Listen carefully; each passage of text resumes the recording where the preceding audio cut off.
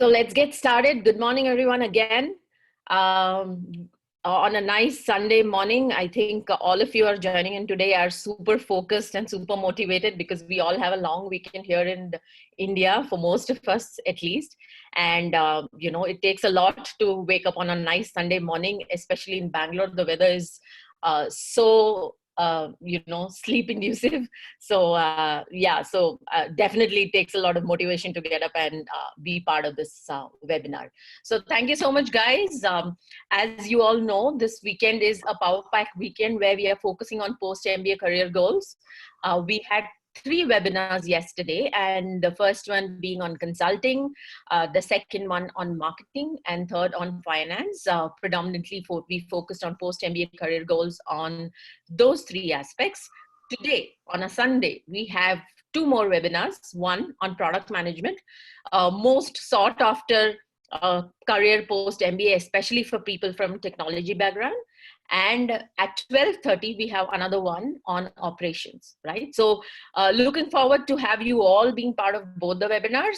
Let me take a quick poll just to understand how many of you attended the session yesterday. If you could just put a yes on the chat window so that I can understand how many of you attended the session yesterday.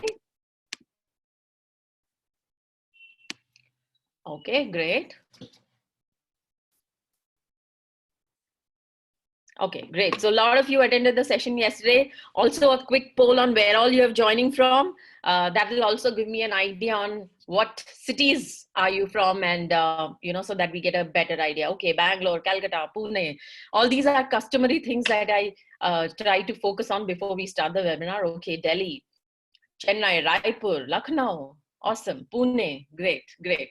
So awesome. Great to have you all today. And a few things before we get started. This is the agenda. So we'll focus on the career progression in product management. Typically, what does AdCom look for? And finally, the Q&A session. Request you all to put your questions in the Q&A window. What we'll try to do is make sure that we take these questions in the end. If there is something more relevant to what we are discussing, maybe I'll take it, on the spot too, but preferably in the end, right? So that's how we'll plan this entire session. Quick ground rules. If you have any issue with the technology, if you're not able to listen to me, and if everyone else can, then try to see if it's a problem at your end, and please let me know if there's any technology issue that you see, if you can't hear me or if you can't hear the speaker. Cool. So a quick introduction about Crackable. So Crackable has been part of a lot of people's journey for GMAT and GRE space, helping them with applications for masters and MBA, help students get into top schools over the years now.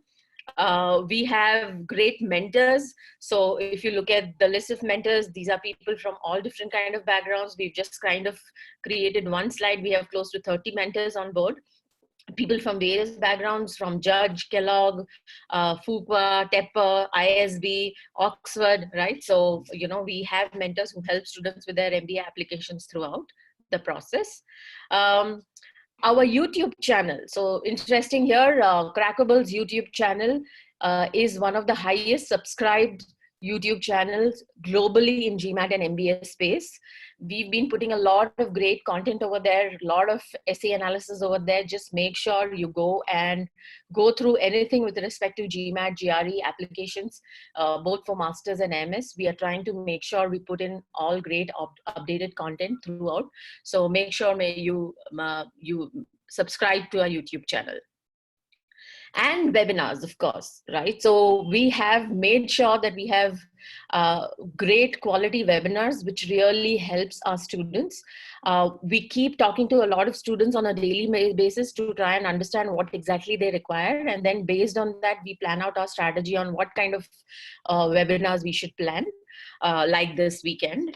And finally, for all those who are looking at getting your profile evaluated, please reach out to us one-on-one. We can have a profile evaluation over the phone. Doesn't matter where you are from, we can definitely help you out, right? Cool. So let's get started. Let me just introduce myself and the speaker today. I'm Shrikala. I'm the co-founder of Crackable. I was from the IT industry from like a lot of you in Bangalore. I work for HP. I'm also the ISB Goldman Sachs Women Entrepreneur. I was also part of that program. I'm also part of the Cherry Blair Foundation, where I help women entrepreneurs and guide them through their entrepreneur process. And Ritwik. So Ritwik is our speaker of the day. Ritwik, if you could just introduce yourself and take it from there. Sure. I hope everybody can hear me. I'm Ritwik Verma, currently a senior product manager at eBay. Before eBay, I was studying at Carnegie Mellon University doing my 2-year MBA program. And before that, I was working in Bangalore. So I lived in Bangalore for about 10 years, did my undergrad there, and then worked for 6 years before moving to the US for my MBA. Right after my undergrad in telecommunication engineering, I joined Accenture, where I was working in their data warehousing business practice as a software engineer. And then I joined a company called Headstrong, which was acquired by Genpact later. And there also I was working in the data warehousing domain. So I'll talk more about my experience in the subsequent slides. Awesome. Great. Thank you, Ritwik. It's great to have you here for the webinar, and thank you so much for being part of this. Let's get started with your pre-MBA journey. Tell us a little bit more about your background and why did you think of doing an MBA, and what was your entire thought process during this phase of life?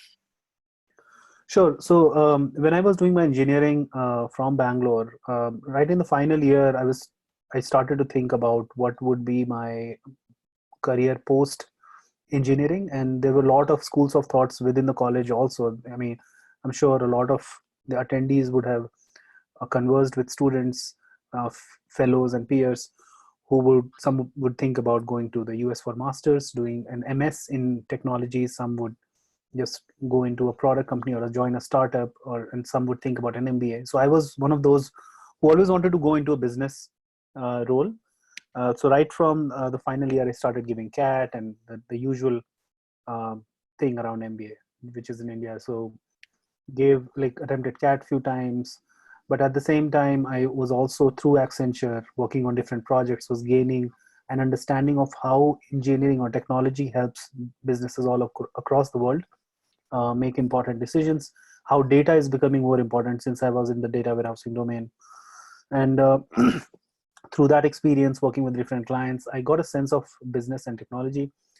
And after working there for 3 years, I put my plan for an MBA on hold and moved into Headstrong to gain more understanding about the capital markets domain, because Headstrong was a company that was focused on capital markets and finance domain. And that was one of the verticals I could not work on during my stint in Accenture. So I moved to Headstrong, worked there in the data warehousing domain, worked for a credit risk project. And there I got a chance to work on a small iOS and Android app, which was an internal company app that we developed for consultants to fill their timesheets on their phone itself. And that experience was very unique because it was the first time we were establishing a mobility project in Bangalore delivery center, and I led that from scratch, and that was a very satisfying experience. And after that experience, I felt doing that kind of work more and started thinking about a career in product management. At that point, my MBA plans resurfaced, and I started thinking about an MBA from abroad because I had good amount of work experience, and the kind of product management opportunities that US provided after an MBA was much more mature and significant than India, which in Bangalore at that time, only few startups were fledgling at that point of time. So it made sense to do an MBA from the US. And that's when applied. In fact, I was one of the beneficiaries of Crack Verbal and did a successful application through them, and then came to Carnegie Mellon for my MBA. So, Ritwik, one question over here. So, when you were applying, was product management something which, a defined career path for people in technology at that time? Not as much as today. Product management was still an upcoming and fledgling career stream post MBA. Even a lot of B schools did not know what uh, would product management entail, but I had good mentors in my job outside my job who were doing an MBA at that point of time from US, and they helped me understand what are the career options. Of course, like many of the Indian aspirants, I was interested in consulting too, because Accenture and Headstrong were IT consulting firms. So consulting was definitely one of the options that I thought about. But especially after working on that Android and iOS project, product management was something that I felt I would really enjoy because of its cross-functional nature and the customer focus that you have. And the most satisfying part of that experience is that you can use the product that you built. In consulting, you may never be a beneficiary or a customer of the multi-million dollar optimization that you have recommended and got implemented. You may not see that, at least in a direct way. Whereas in product management, you get a thrill out of using something that your team built and which was your idea. So, yeah. Right. So when you were applying, was US the only geography you were focused on, or did you think of other geographies also? What were your thoughts around the kind of geographies you'd want to choose while applying for an MBA program? Yeah, and I only focused on US, and perhaps because of the fact that I had a cousin who had done his MBA from Emory, and he gave me good insights about US business schools.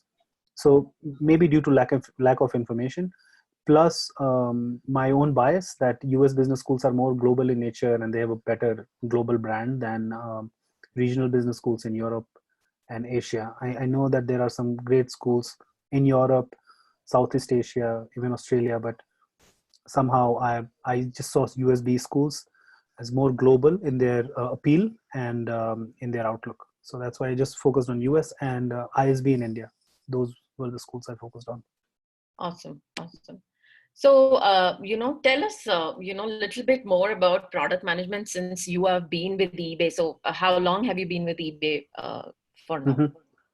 Mm-hmm. It's been a little bit over 4 years. So I graduated in 2015 and I joined as a senior product manager. So it's been about 4 years with eBay. Product management has become a very diverse field. There are few things that are common across all the companies, but there are many things that are not. So let me just cover both to give everybody an idea of what product management entails. Product managers are supposed to be the end-to-end owner of the product. And what does that mean? Is when a product is developed and it's used by the customer, the product manager owns all the results, the business impact, the customer experience, and the metrics that would be involved in that product. So in a way, you might have heard that product manager is called the CEO of the product, which is true in the sense that whatever goes well with the product, product management is held accountable for that. If anything goes wrong, the business impact is not as much as anticipated. The product manager is responsible to understand why it happened, what is going wrong. And product manager's responsibility is to work with all cross-functional teams to ensure that the product is launched and is successful in the market, whether it means talking to engineers or doing a 1-hour session with legal, taking them through the customer experience and asking them questions about what will be the legal implication if we say are versus maybe, right? So I'm just giving you a very low level detail of what it may entail. It may also entail discussions with analytics to understand what would happen if we rolled out this product to only X segment of our customers versus Y segment, and what would be the business impact. It may also involve working with product marketing to define the right message on why a customer should care when this product comes into the market. So it's a completely cross-functional role. You don't, all these people that you work with do not report to you. So there's a challenge to product management because you have to lead without authority. However, product managers are supposed to be leaders who inspire teams to build this product for the customers. You do get organizational support, but mostly it's based on your leadership skills, your vision, and that you power through and get that product built. In a lot of companies, in a lot of roles, product managers may not work on something that is customer facing. So then the role slightly changes. It may be a backend product which just analyzes data. It's a machine learning model that is giving out recommendations on how to price a particular item, right? So for example, in Amazon, uh, Amazon sells USB cables, and the pricing product manager may not completely interact on the checkout page with the customer, but they may own a machine learning model that is just recommending the price, and they have to understand what metrics are important, how they are moving if they change something. So they will work mostly with data scientists and work with them to optimize that. Again, the business impact has to be owned by that product manager, and the metrics that are involved in that project has to be owned by them. They may work with different teams to get that built. So product management in a sense is a very broad field, but some of the ideas that tie all the product management work streams are: you have to own the product, you have to own the business impact that your product delivers, and you have to lead and with your vision and leadership skills to get that product built and improved over a period of time. Right. Right. So, so you've covered a little bit of this of what exactly, who exactly is a product manager. Right. Just a few more things, to how does your day look like? What are your key responsibilities? One very interesting thing you mentioned is, you lead without authority, Yeah. which means you actually coordinate with diverse teams, and so how does this work? And tell us a little bit more about your experience being a product manager for the last 4 years in one of the top companies in the world. Sure. So when I say that product managers lead without authority, it means that all the people that you're working with, they are not reporting to you. So their boss is somebody else, but they are working in a cross-functional team uh, to help you achieve your vision. So why are they doing that? Because you have got a buy-in for an idea or a vision from their leadership to get this built, and that's why they are aligned to build this, or directly you have got a buy-in from them. So one of the most critical aspects of a product manager is communicating the idea, getting people together, selling that idea, getting a buy-in from different stakeholders. So just giving an example of, if I want to build something in eBay for sellers, for example, I feel like if I launch this new feature, all the sellers who are selling on eBay will be benefited, and our revenue will grow by X%, and seller NPS will grow by Y%. For this, I have to work with data analysts, business teams, to understand whether my analysis is correct or not. Once I verify that, I have to work with different stakeholders, leaders from different teams, legal, um, design, engineering, even other product teams who might be required to build some other features that touch their product. So I have to bring all these people in a room. I have to sell that idea. Typically that happens through a planning process, which is much more organized than how I'm explaining it. But at a global organization like eBay, which has millions of customers, the planning process is much more organized. Product managers are supposed to build feature ideas and visions for their product that gets discussed multiple times over the planning process. If you sell your idea, if you have a very compelling idea, that idea gets picked. Every team is communicated that idea and what they need to do for that. And the job of a product manager is to make sure everybody is aware of what that idea entails, and its impact on their work stream. So the design team will have to know what kind of mocks they will have to build, what kind of web pages they will have to design, or the Android or iOS app screens that they would have to design to enable that. Engineering team will have to work on the backend services. They will need to build the APIs that will be required, the front end screens that will be required, and the services that will be required to render that. And then again, legal have to work with customers and compliance to make sure everything, all the messaging is right. and so on. So product manager has to lay that out for all the team members, all the stakeholders, and then drive that. So a typical day in a product manager's role is dealing with a lot of emails. That's the first thing. So every day when you come in the office, there will be a lot of questions from different stakeholders. Legal may ask, hey, why are we charging these $5 to our sellers, and why it is appearing only certain number of times? How we explain this? So you'll have to answer that. Sometimes engineering will have a question. Sometimes engineering will tell you that the capacity that at which we are trying to launch this is not supported by our current framework. So the page load will take 5 seconds. Are you okay with that? Then you'll have to work through that problem. You will tell the engineering team, no, the page has to load in milliseconds, and then you will have to work through solutions and figure out what framework would be required for that. So all these kind of challenges, roadblocks that may come, that you have to resolve, getting people again in a room, discussing with them, brainstorming ideas and figuring out solution for them, and then assigning action items for everybody to do that job. A lot of it is also related to business and strategy. So why X product, why not Y? And when you are launching X, for who you are launching, when you are launching, across which channels, does it make sense to only launch on desktop versus all apps or not, and things like that. So there are a lot of those kind of decisions making as well. So if I want to, let's tie all this together, I would say the main responsibilities of product manager is communication, first conceptualization of ideas and vision, then communication of those ideas and vision to stakeholders who are important, and then prioritization and planning, execution.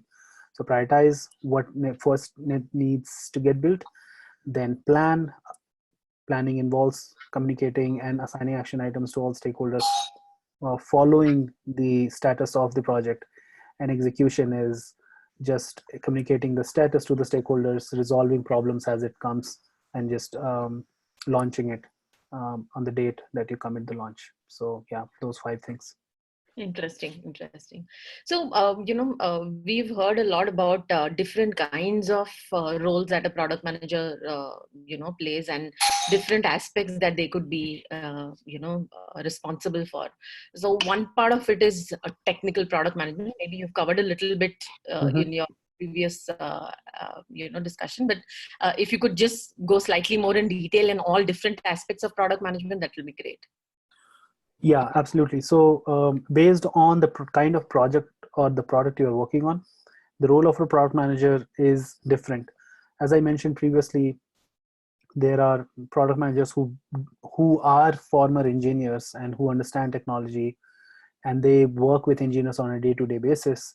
So and they work on some products that are very technical. They might work on some APIs, or they might work on some services that enable some other products. So technical product managers are basically those who understand, who work with engineers closely, who understand what the backend framework looks like, who have a fair understanding of if we change X in the feature, what impact Y it would have on engineering and the framework and rest of the engineering ecosystem. So they are considered more technical. However, the line is getting blurry with so much of abstraction coming in, and a lot of product managers are aware of the general principles of engineering. There's a front-end system, there's a back-end system, there's a stack and things like that. So, but still, some of the companies, even in eBay, we have senior product manager technical, and then just senior product manager.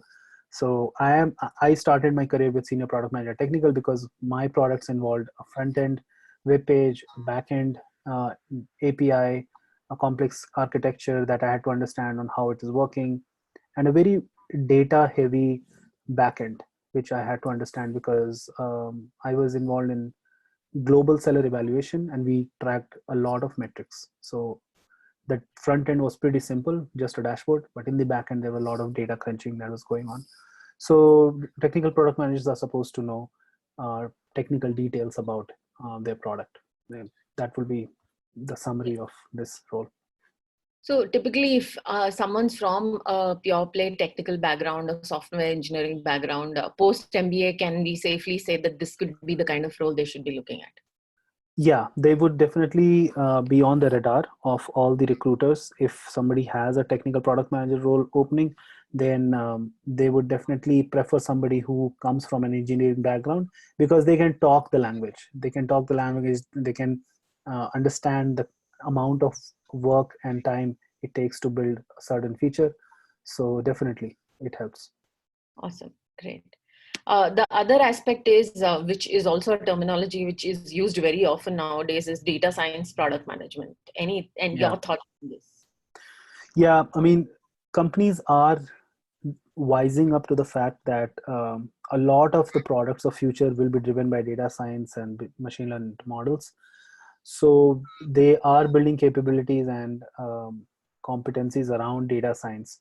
And even at eBay, we have data science product managers whose job is to just own a particular model that does a very specific kind of prediction and recommendation, and keep improving. So I'm not sure how many of the attendees are aware of how learning model works, but they have something called precision and recall. Ideally, you would want both of them to very high. Basically, what you are trying to do is trying to build an accurate machine ML model. So product manager or data science product managers job is to make sure their model is reliable, their model is um, worth productionalizing, and by that I mean taking that model and putting it into production so that it can serve real time customers in real time. um, so a lot of data science product managers are former business analysts or data scientists, or somebody who come from um, data engineering backgrounds like PL SQL developers and things like that. But that doesn't necessarily mean that others cannot get the job. If you are passionate about data science, you have a passion about statistics, and you have some certifications that prove that you have done that kind of job, you can definitely crack these roles as well. However, these roles are a bit more specialized, so they prefer people who understand what statistical models are, what kind of machine learning algorithms are mostly used for which kind of scenarios and things like that. So these roles are currently limited, but they're expected to explode in future. But again, comes at a price of specialization that many of the engineers in India and MBA applicants do not have. But I've seen people augmenting their MBA with some data science courses and certifications and moving to these roles. Right, interesting. The third aspect is marketing product management. This is also something that is an upcoming term that I've been hearing a lot in the area of product management. So your thoughts on this? Yeah, marketing product management is, I would say, more like on a spectrum or an axis of engineers, where engineers do not very technical people who are building the real technology that is eventually getting used by the customers. Uh, on one end, on the left side, and on the right side, customers who have no idea what the product, how the product is built in the back end. They are just using that product. So on this axis, a technical product manager would be one who is more on the left side, which is closer to the engineers. They're working much more closely with engineers. And a marketing product manager would be much on the right side, which is closer to the customers. So in eBay, I see a lot of product managers who work with, although all product managers work closely with engineers at eBay, but there are certain products, for example, uh, the homepage. So the product manager for the homepage is much more concerned about how the customers are perceiving it. They are right top of the funnel, the homepage. So they are much more marketing focused product managers. So their metrics are different. Their metrics are how many customers showed interest, how many customers uh, took some kind of action that showed that they interacted with the page, how many people dropped off, and things like that. Whilst my products are directly impacting sell evaluation. If I change something and some of the sellers get into a top rated segment, they get additional discounts. So there is a direct bottom line impact, cost impact to eBay. So all of these products are, to be very simplistic, let me just call that technical product managers are working on products that eventually will impact the bottom line, but marketing product managers are working on products that would definitely impact the top line right away. So they will impact the conversion, sales, but the technical product managers will have products that will somehow reduce costs or improve profits and things like that. So that's how I would categorize these two. However, as I said, in a lot of companies like Google, Facebook, eBay, Microsoft, these roles are a little blurry now. So they're just called product managers, and the nature of their job might be either marketing product manager or more like technical product manager, but there is no such designation that I've come across. Right. So I guess what this could be somewhere where the product is already created, but the person is responsible to, get this out in the market and, focus more on customers knowing about it. Correct. And a lot of companies do have product marketing function specially built for it. So I know it's not a product marketing career webinar, but just wanted to throw it out that a lot of MBAs after doing MBA from US are going into product marketing. And that role is also in some companies very similar to a product manager, but slightly different. So as Shrikla said, they are much closer to the customers, and sometimes their job is to just launch the product that is developed. So it was conceptualized by a product manager, which is a technical product manager as per our definition, working very closely with engineers. But now there's a product marketing manager that is preparing the go-to-market plan, the launch plan, and so on. So that's also one of the roles that MBAs typically get, especially in companies like VMware, Nutanix, SAP, which are technical in nature, and their product marketing needs some kind of engineering or technical knowledge. So Indian applicants really fit that really well. Right. Interesting. Coming now that we've covered exactly what product management entails and, all different aspects of product management, what are your thoughts? So, a lot of our applicants actually from a technical background or even from different backgrounds, maybe somebody who's working data analytics, there are people who work in companies such as Mu Sigma, Excel, and other data science related companies, or, like I said, technical or even e-commerce companies. All of them focus on saying that, they would want to, as a post-MBA career goal, they want to focus on product management.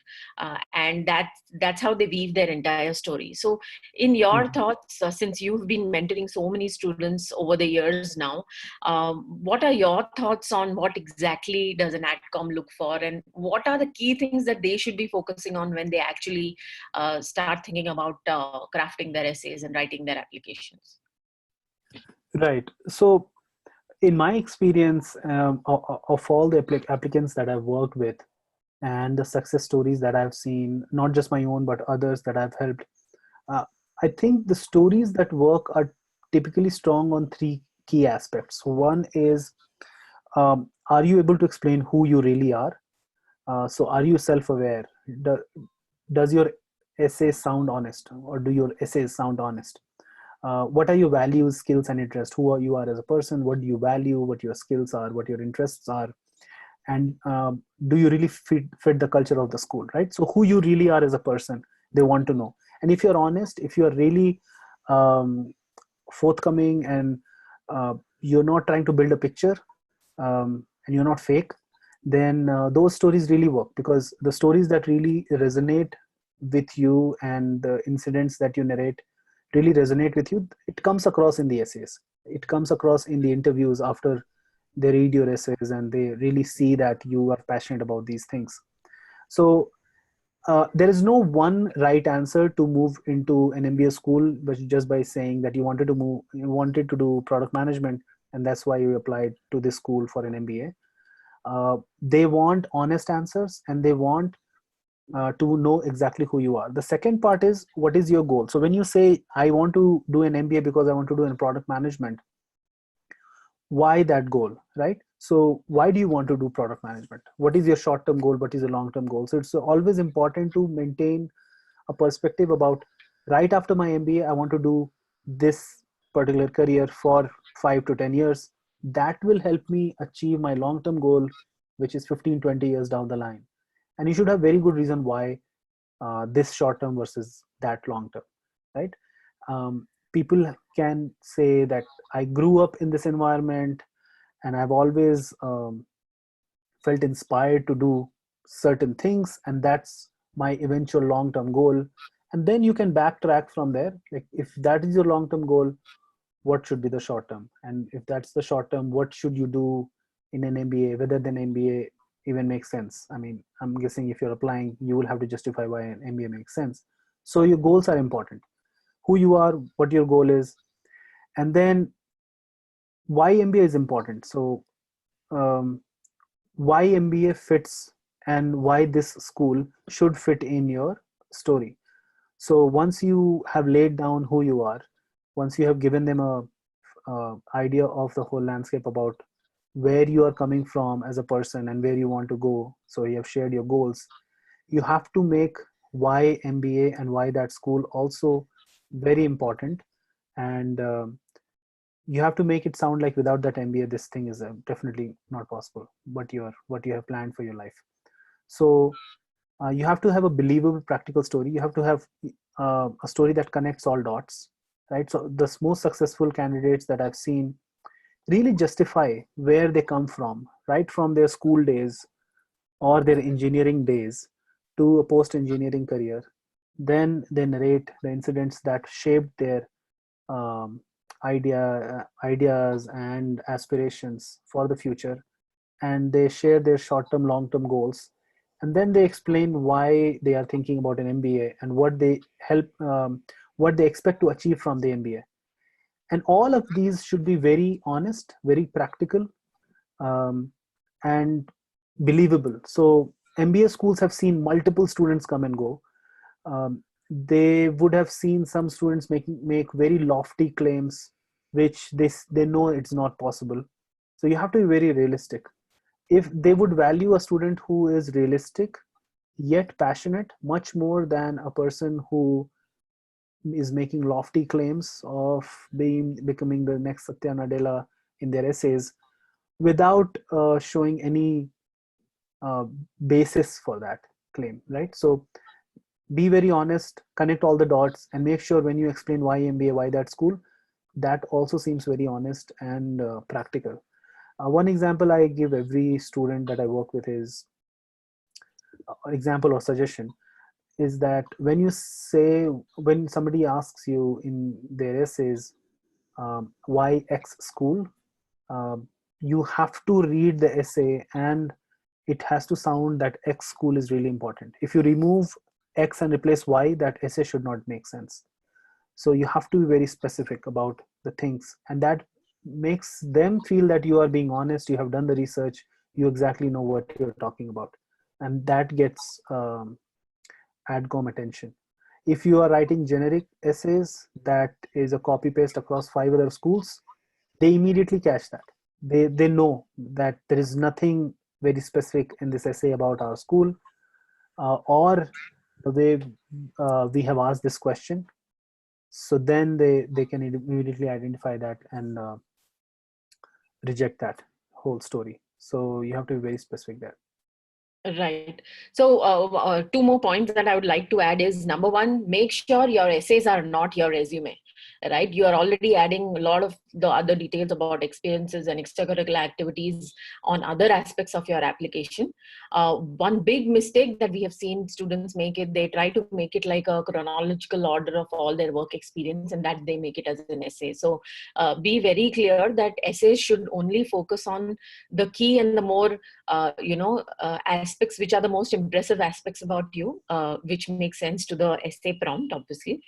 And the second aspect is, as much as you want to apply to that school and you want to understand whether the school, you are fit for that school, the school is also looking at it the other way. The school also wants to make sure whether they fit into your journey too, right? So it is both ways. And avoid saying things like great infrastructure, great faculties, like Ritwik clearly mentioned that if you replace X to Y, it should not map, right? So just make sure you avoid these, these are very common mistakes. So I thought I would spell it out.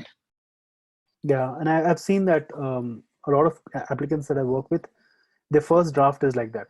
The first draft is very generic, and then I have to push them to think about why they are thinking about these schools, what specific aspects do they like.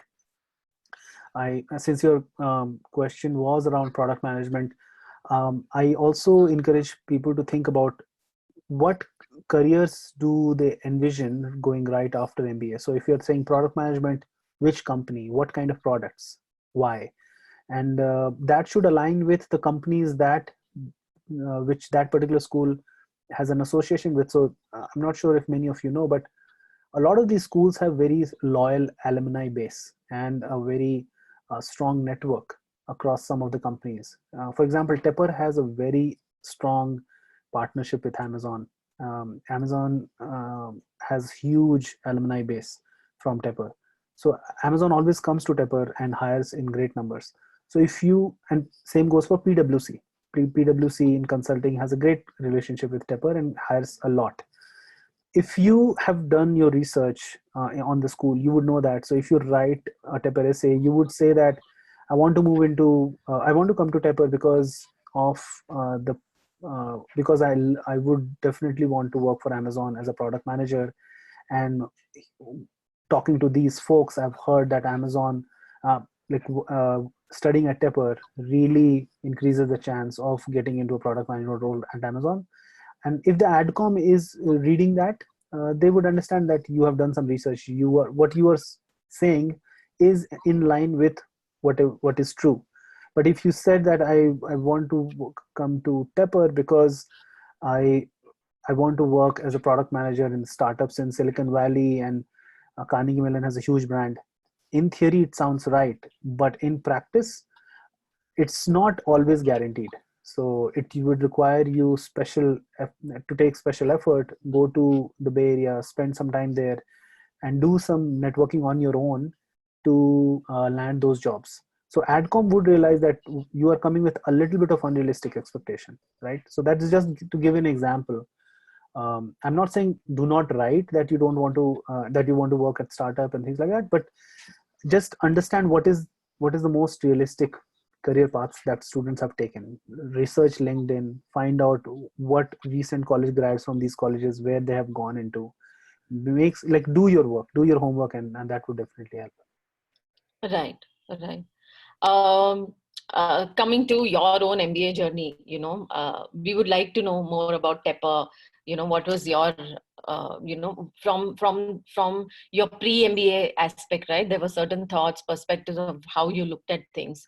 How Yeah. did MBA change you, and how do you think it has affected on what you are doing today? Yeah.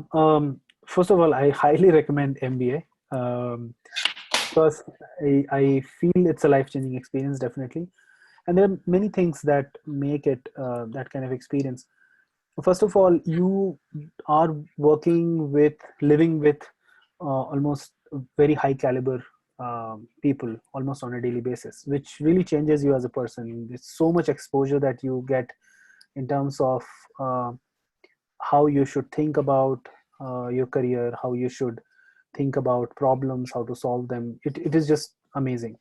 But to keep my answer structured, I was kind of anticipating this question. So I have divided my key learnings from the MBA program into 5 points. First, job search. So job search in US is very different from the way it works in India. So one of the misconception that I had coming from India was that in India, if you are from a good engineering school and you are pretty good in studies and you have good credentials, then you can be more than assured of getting a good job, right? So you're spoiled for options. There are multiple companies may give you an offer and then you choose whichever you want.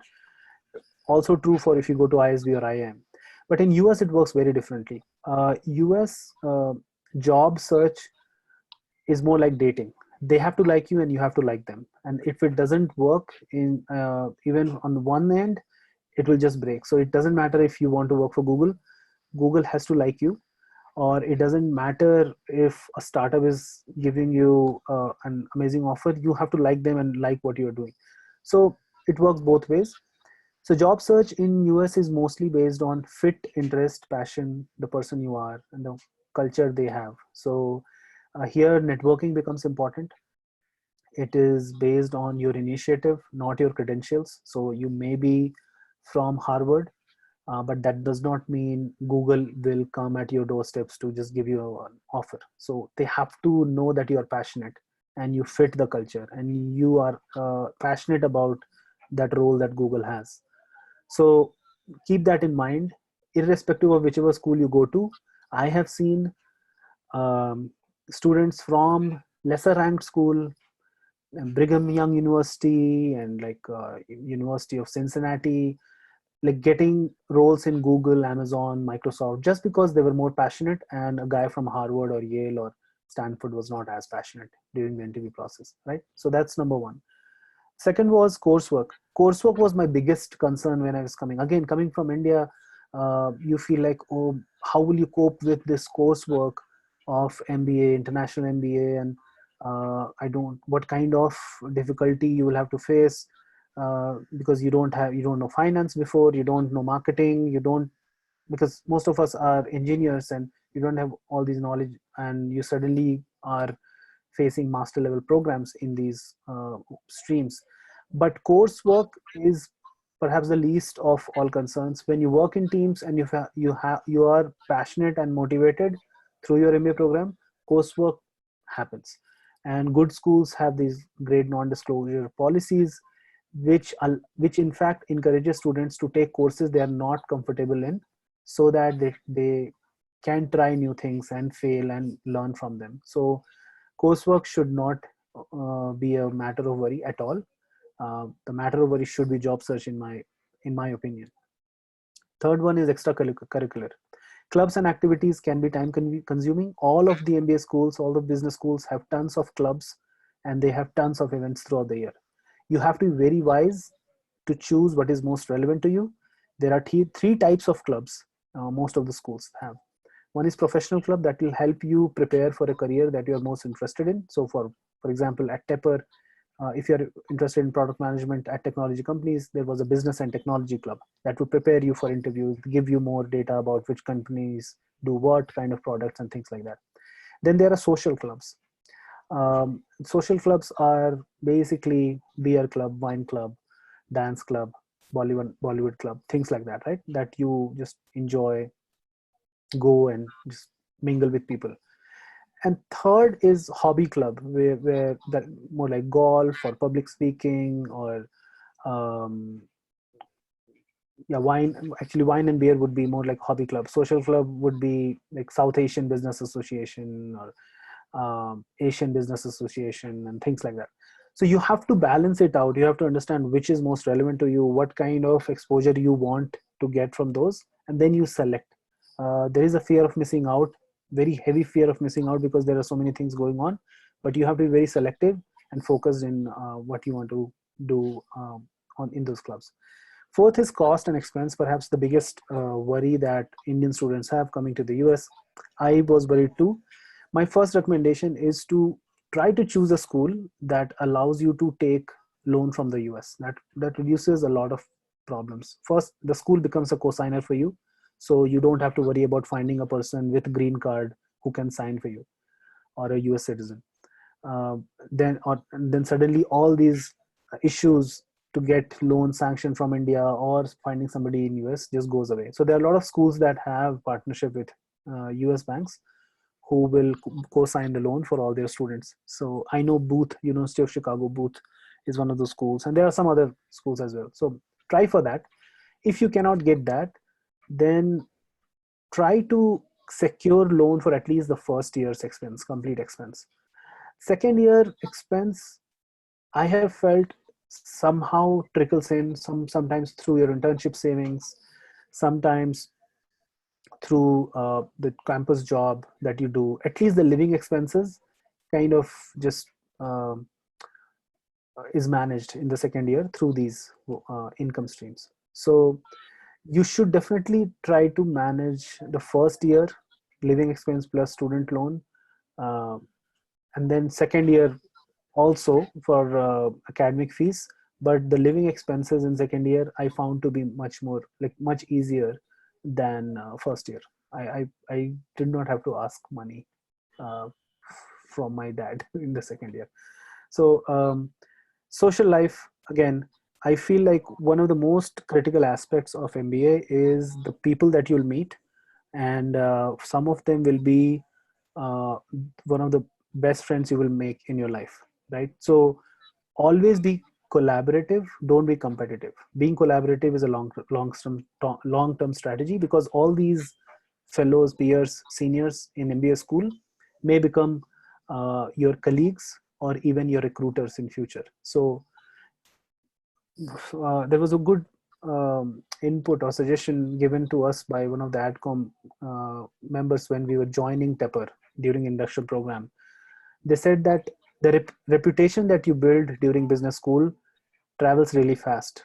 It travels across the years, because your senior might be working with uh, an MBA graduate from 2013 or 2010, and they might talk about you if you come on the interview list. And the reputation that you have built in business school travels not just within the business school but across time. So treat every day that you're coming to business school as an interview. I found that to be a little more extreme, but that is true. Your the social network that you build is extremely valuable, and that's one of the reasons why these MBAs are so valuable, because these networks help you. And that's one of the reasons why these MBAs help people achieve much more in career, because these networks kind of do a reinforcing of goals as you go along in your career, right? So you will see somebody in your peer group getting to a VP position, and then suddenly you would want to reach that, and they might hire you and interview you for another VP position and things like that. So social life and social network that you build during MBA also is very important. So my key learnings in these 5 points are basically a summary of my whole MBA experience. That was really valuable, Ritwik. Now we'll get on to questions. What I can do is I'll just take questions from the question answer window. Okay, the summary is asking, do companies come to campus in US universities? So yeah, so that's what I said when I talked about Amazon and PwC, right? So since they have a very good relationship, they do come to campus, and not just for interviews, but sometimes they come to campus for some case competitions. They also want good people to come and join their company, right? And the school has built a reputation and brand over years, so they know that they will not just get anybody into the school. They will do their due diligence, and there is a rigorous admission process that the school has. So all these companies know that, and they want to get good candidates. So they have built that relationship. So Amazon, PwC, McKinsey, Google, Microsoft, all of these companies came to Tepper, and that's true for a lot of other business schools as well. A lot of different companies come to those schools and hire and interview. right. One more question we have from one of the listeners is, what is a typical career growth of a product manager? So you join as a senior product manager. How does your next step look like, and what is the level you get to? Yeah. So typically you join as a product manager or a senior product manager, depends on what work experience, how many years of work experience you had before your MBA. Once you are a senior product manager, you become a lead product manager or a principal product manager. Lead product manager typically is a people manager role where you manage other product managers. Principal product manager typically is a individual contributor, but at the same level. The experience is almost the same. Then you become a director of product management, where you are leading an initiative. So that initiative may have more than one products or product portfolios, which are managed by more than one senior product managers or lead product managers. Once you are a director, you become a senior director, at which level you have a bigger impact on the business, because um, you you might be working on 2 or 3 initiatives at the same time, or you might be you might have 2 or 3 directors reporting to you. So senior director is that, and then becomes VP of product management for a particular domain. And VP of product management is basically a full product area. So a VP at eBay, there are about 5 to 6 VPs, and they each own one particular vertical of product. So one VP will be just shopping experience, one VP will be just selling experience, one VP will be just payments, right?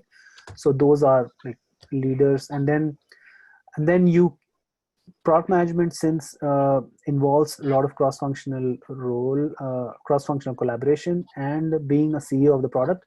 These days, a lot of product managers, senior product managers, lead product managers, and product directors from companies like Google, Facebook, Microsoft, eBay, they are moving to CEO roles of smaller companies. So there, I mean, there's a bigger discussion, but you should read how CEOs have changed from different functions. In the 1920s to 40s, it used to be finance. In the 80s and 90s, it used to be marketing. There is a trend that in 2000s, more and more CEOs are coming from product management. Right. I'm just going through. Ritwik, this is more for your class, Tepper, right? On an average, what was the average age or average experience of people in your class? Average age would be about 28, 29. And average experience would be about 4 years, between 3 to 4 years. Okay. So if you're looking at the number of people getting accepted from India, would you have a percentage on the number it would have? So in my class, out of all the students, and I don't want to say Indian students, because a lot of people who were born and raised, Indian people who were born and raised, were also there in the class. So if I just considered people who came from India, they were about 25% of the class size. So, okay. and eBay has a smaller class size compared to other schools. So, but I would assume that the ratio would be about between 20 to 30%, because Indian applicants pool size itself is pretty huge. So Right. they are in proportion in the class as well. Right. I'm just going through the questions which we've not really answered. So there's someone who says that she's working in the IT industry, but not from a development background, more from a quality assurance background. Can she put in a story for product management? How will that work for her? Absolutely. It's important to justify that move. So so if somebody is working, let's say, in an FMCG sector in product management, typically that would be very similar to a brand manager, right? So they are working with customers, they are working with product developers or product scientists, and they are trying to shape that product. And the ones who are very close to marketing, like product marketing manager in the IT's case, would be called brand managers in FMCG. So there are a lot of transferable skills that they can highlight working as brand manager or a product manager in FMCG, and they can definitely talk about the customer empathy and the business impact and the changes that they suggested, which resulted in some improvements and enhanced business results. That can be transferred, that kind of thinking, that kind of mindset can be transferred into IT product management or a technology product management. They just have to justify why the change in industry or the sector from FMCG to technology, what prompted them. Do you just feel excited about technology in general, or they worked on some small project within their company that helped them understand the nuances of technology product management, and they were excited about it and they're very passionate about its future. So help them understand why you want to do it and help them understand why you will be successful at it. Both are important. So that should help. One more question I would want to take up is there any specific elective that you can take during your MBA to, focus on a career in product management? Is there something like that? Typically, product managers are supposed to be analytical, strategic, and have a sense of empathy of customers, how customers are thinking. So any elective which is around data analytics, business strategy, or marketing, I would hardly recommend.